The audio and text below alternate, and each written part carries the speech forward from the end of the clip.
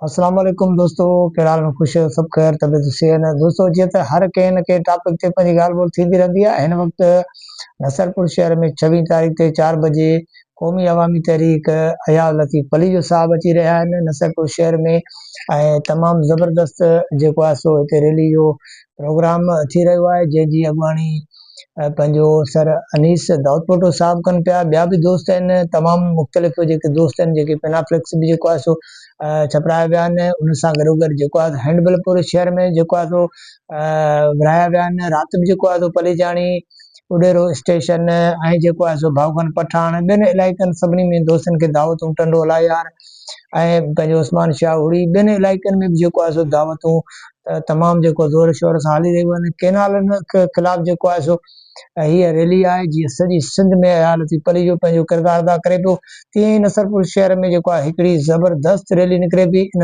रैलीअ में तमामु दोस्तनि खे शिरकत जी दावत ॾिजे थी, पर गॾोगॾु उन्हनि सभिनी सोशल माण्हू जेके बि उन्हनि खे बि इन्हनि में शिरकत करणु घुरिजे। पर हारी मज़दूर जेके बि आहिनि, जेके उस्ताद टीचर बादब जेके माण्हू आहिनि, उहे हिन रैलीअ में ज़रूरु शरीक थियनि त जेको आहे सो वफ़ाक़ हुकूमत खे जेको आहे सो पैगाम ॾियूं त हर जॻह ते मज़दूर, हारी, उस्ताद, शागिर्द ऐं जेको आहे सो वकील, डॉक्टर, पर तक़रीबन जेके बि असां वटि शोबा जात आहिनि, उहे सभु जेको आहे सो हिन केनालनि जे ख़िलाफ़ु रोडनि ते निकिरी पिया आहिनि।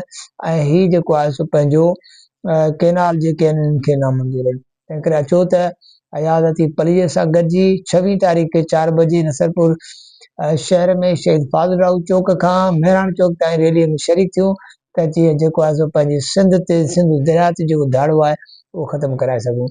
वरी महिरबानी, इंशाल्लाह वरी कंहिं टॉपिक ते तव्हां सां ज़रूरु मुलाक़ात थींदी। तेसिताईं ॾींदो मोहम्मद इसाक़ परियार खे इजाज़त। अल्लाह निगहबान। पाकिस्तान ज़िंदाबाद।